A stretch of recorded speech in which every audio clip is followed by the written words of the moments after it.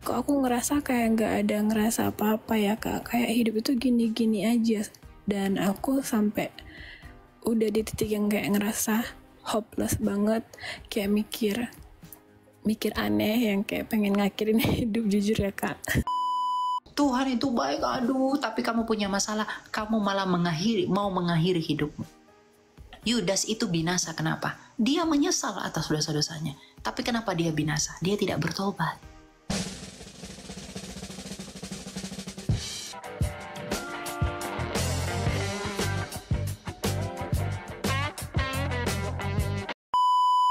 Halo, shalom kak. Ya, silakan. Kak mau nanya, sebelumnya jujur banget sekarang itu ada di tahap titik terendah dalam hidup. Terus udah sering berdoa sama Tuhan, minta dikasih petunjuk, minta dikasih kekuatan, tapi kok aku ngerasa kayak nggak ada ngerasa apa-apa ya kak, kayak hidup itu gini-gini aja. Dan aku sampai udah di titik yang kayak ngerasa hopeless banget, kayak mikir aneh yang kayak pengen ngakhirin hidup, jujur ya kak. Itu memang kesannya bodoh sih kak, aku sadar tuh bodoh. Cuman aku mau bertanya di sini kayak sebenarnya Tuhan dengar nggak sih kak doa kita? Tuhan kasihan gak sih sama masalah-masalah kita gitu? Mau sampai kapan ya kak ada di titik seperti ini gitu kak Elia? Gimana kak kalau menurut kakaknya? Ya. Tapi kamu tahu nggak bahwa kamu menderita itu karena Tuhan sayang sama kamu? Sebenarnya kalau secara diimani sebenarnya memang itu tuh untuk kekuatan di kitanya kan kak. Tapi kayak berat banget dan kayak mustahil gitu nggak sih kayak lihat. Kadang nggak habis pikir aja sih kak gitu. Ya habis pikirnya karena apa? Karena ini ujian berat banget. Gak ada. Jadi ketika Tuhan Yesus mati karena bukan kesalahannya, iya. apakah itu lebih berat dari ujianmu? Enggak sih kak, memang. Oh itu kan Tuhan Yesus ya, nggak wajar, oke. Ketika Ayub yang tidak bersalah mengalami semua penderitaan, kehilangan anaknya, apakah kamu kehilangan anakmu? Ayub kehilangan hartanya, apakah kamu kehilangan hartamu? Ayub istrinya mengutuki dia, apakah suami mengutukimu? Tapi apa yang keluar dari mulut Ayub? Pujian bagi Allah. Lalu apa yang harus keluar seharusnya dari kamu? Jangan memandang hidup itu Tuhan, hidup saya tuh harus begini. No. Kamu beriman saja kepada Kristus. Kamu tidak cukup seumur hidup untuk bersyukur sama Dia. Karena untuk apa kamu memiliki seluruh dunia ini tapi kalau kamu tidak punya hidup? Gitu ya kak. Ya, kamu harus menerima kenyataan itu. 1 Korintus 10 ayat 13 dikatakan begini, ya.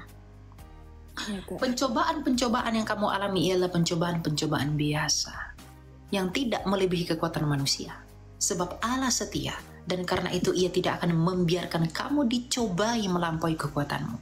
Pada waktu kamu dicobai, Ia akan memberikan kepadamu jalan keluar sehingga kamu dapat menanggungnya.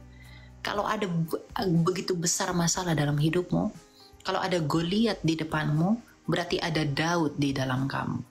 Dan Tuhan itu mau kamu berani dan menunjukkan imanmu itu.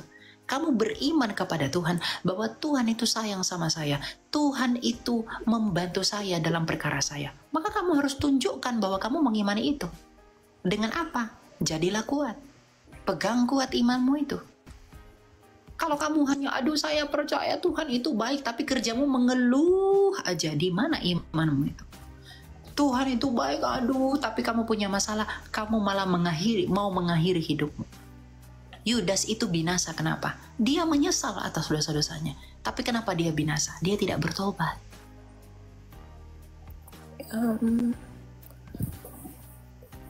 Gitu ya kayak. Iya, jadi pencobaan yang kamu alami itu tidak pernah Tuhan izinkan kalau Tuhan tahu kamu tidak akan sanggup mengemban itu. Dan ingat, kenapa kamu Tuhan izinkan dicobai? Kenapa kamu Tuhan izinkan diuji? Itu untuk memurnikan imanmu. Apakah kamu menjadi seperti emas Bukankah Ayub mengatakan, jikalau ia menguji aku akan timbul seperti emas.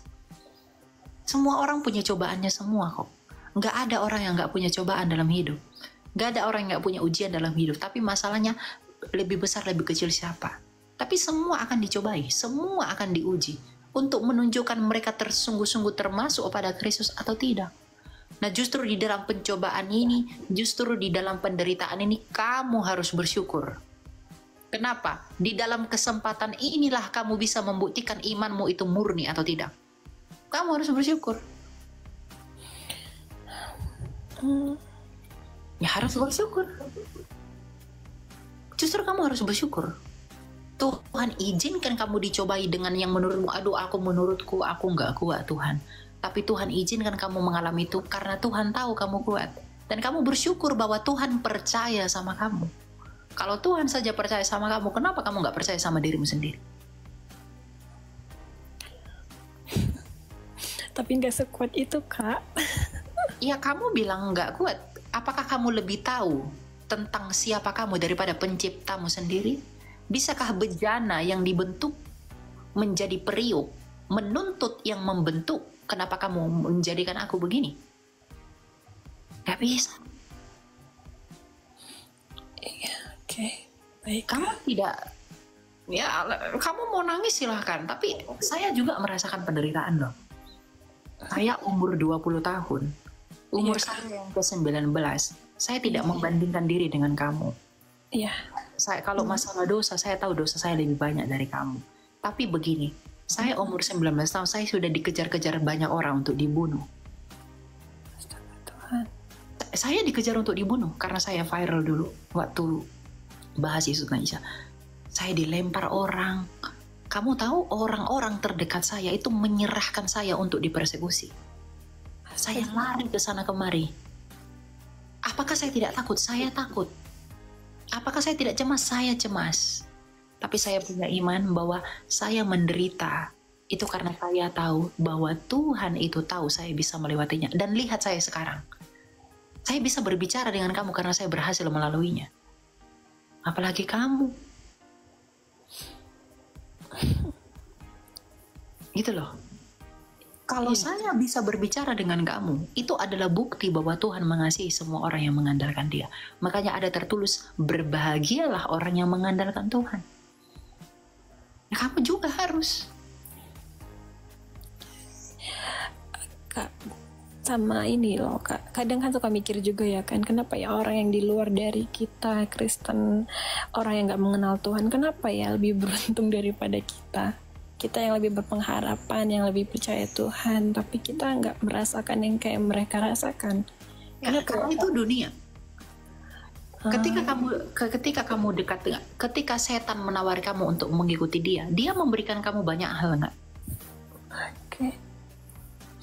Tapi ketika kamu semakin dekat dengan Tuhan, setan itu berusaha menarik dan menyiksa kamu agar kamu nggak nyaman ikut Tuhan. Sehingga kamu mengikuti dia dengan kenyamanan yang dia tawarkan. Jadi semakin kamu dekat dengan Tuhan, kamu pasti semakin menderita. Trust me. Kamu pasti semakin menderita. Karena iblis itu nggak suka kamu diselamatkan. Maka dia menipu kamu dengan kenyamanan yang dia berikan bagi kamu. Kenapa ya orang nggak dekat sama Tuhan itu malah damai sejahtera ya Elia? Kenapa dia malah mendapatkan banyak hal ya? Tapi aku yang punya iman malah nggak dapat apa-apa. Berbahagialah kamu, dan sekali lagi berbahagialah. Itu menjadi bukti bahwa kamu dekat dengan Tuhan. Sekarang saya tanya sama kamu, rasul-rasul yang dekat sama Yesus, apakah akhir hidupnya enak? Mati semua, matinya pun mohon maaf nggak layak. Dibakarlah, digorenglah, dipenggal lah. Dekat dengan Tuhan Yesus loh. Baru tahu Kak. Melihat Tuhan Yesus loh. Menyentuh 1 Yohanes 1, dirabanya tangan Tuhan kita itu, dilihatnya wajahnya itu, tidur bareng, makan bareng. Tapi apakah akhir hidupnya enak? Apakah hidupnya enak? Paulus itu dipenjara karena Yesus, tapi apakah dia pernah mengeluh? Dan Yohanes digoreng, rebus. dalam air panas. Dia yang ikut Yesus, bahkan dia murid yang paling dikasihi Tuhan Yesus.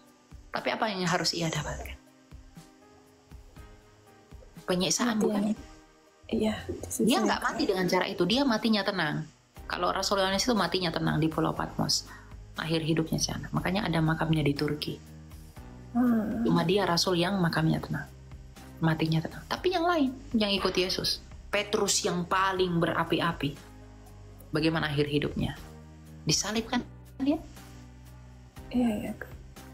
Jadi jangan lihat kenyamanan dunia ini sebagai indikator kamu diberkati atau tidak. Tapi lihatlah iman yang sebesar biji sesawi di dalam hatimu.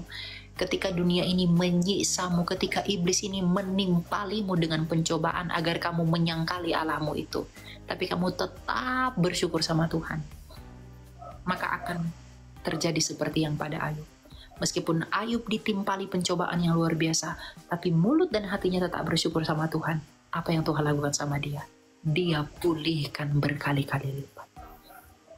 Aku juga udah ngelakuin itu kok, Kak. Udah sih. Tinggal tunggu aja waktunya. Kamu nanti baca Pengkhotbah 3 ayat 1. Pengkhotbah 3 ayat 1 ya, Kak ya. Kita baca ya. Ya, isinya gimana ya, Kak? Kamu tinggal tunggu waktunya aja. Nih, Pengkhotbah 3 ayat 1. Untuk segala sesuatu ada masanya. Untuk apapun yang ada di bawah langit ada waktunya. Ada waktu untuk lahir, ada waktu untuk meninggal. Ada waktu menanam, ada waktu mencabut yang ditanam. Ada waktu membunuh, ada waktu menyembuhkan. Ada waktu merombak, ada waktu membangun. Ada waktu menangis. Kamu sekarang sedang menangis. Ada waktu tertawa. Ada waktu meratap, ada waktu menari. Ada waktu membuang batu, ada waktu mengumpulkan batu. Ada waktu memeluk, ada waktu menahan diri dari memeluk. Ada waktu untuk mencari, ada waktu untuk membiarkan rugi. Ada waktu untuk menyimpan, ada waktu untuk membuang. Ada waktu untuk merobek, ada waktu untuk menjahit. Ada waktu untuk berdiam diri, ada waktu berbicara. Ada waktu mengasihi, ada waktu untuk membenci. Ada waktu untuk perang, ada waktu untuk damai.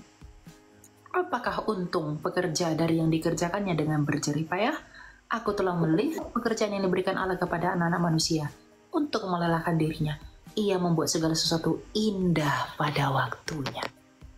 Bahkan ia memberikan kekekalan dalam hati mereka, tetapi manusia tidak dapat menyelami pekerjaan yang dilakukan Allah dari awal sampai akhir. Jadi harus sabar sampai. Harus sabar. Kamu tunggu waktunya. Semuanya akan indah pada waktunya. Indahnya itu bukan dengan kekayaan yang ditimpali apa enggak, tapi hati dan kenyataan bahwa kamu setia kepada Dia. Itu yang terpenting. Tinggal tunggu waktunya dan imani itu. Dan sambil mengimani kamu bekerja, melakukan apa yang Tuhan percayakan untuk kamu kerjakan. Udah mau akhir tahun kan, Kak, tapi kayak ngerasa kok masih gini-gini aja ya, masih ngerasain hal yang gak didoakan itu kayak belum terjadi ya Tuhan gitu kan, Kak. Iya, tunggu waktunya aja. Tapi jangan tunggu waktunya kamu tidak berbuat. Kamu juga harus berusaha. Tuhan akan lihat usahamu. Tuhan akan lihat keadaanmu. Dia nggak mungkin doa kita kepada Dia yang benar itu nggak mungkin menyanyiakan kita dari apa yang kita imani dan kerjakan. Kamu beriman bahwa air ini menghilangkan hausmu, dengan air ini kamu tidak akan dahaga. Tapi kalau kamu tidak minum air ini, kamu juga tetap akan dahaga. Makanya Tuhan Yesus bilang, kamu ketuk, kamu minta, dan kamu cari. Tapi poin dari semuanya itu adalah kamu harus mencari dahulu kerajaan Allah agar semuanya ditambahkan sama kamu. Iman dulu. Dengan punya iman yang kuat, kamu akan punya pengharapan. Siap, Kak. Itu ya? Ya, Kak. Boleh nggak, Kak, terakhir? Satu lagi. Aku pernah dengar ada orang bilang ada doa salah gitu. Sebenarnya, Kak, kalau inti dari kita berdoa itu salah apa benar sih, Kak? Nggak ada kan ya, Kak, doa yang salah? Benar nggak sih, Kak? Doa yang benar, doa orang benar itu bersungguh-sungguh hati itu besar khasiatnya. Artinya, ya kamu doakan yang baik-baik lah, jangan doakan yang jahat lah. Kalau yang jahat, kata orang, kamu pasti salah berdoa, nggak gitu doanya, kayak gini doanya lah. Kan kita kalau berdoa ya nggak ada kayak harus gini harus gitu kan Kak, nggak ada doa yang salah kan Kak. Iya. Gak apa-apa kok berdoa aja sama Tuhan. Itu kan doa sama Tuhan itu kamu kan berkomunikasi sama Tuhan. Kalau Tuhan aku begini keadaanku, memang gak apa-apa. Hanya Dia tempat kita bersandar di waktu-waktu ini. Betul ya? Makasih Kak Elia ya buat penjelasannya. Oke, semangat ya kamu ya, Mak Cherry ya. Siap Kakak, makasih. Shalom. Oke, shalom.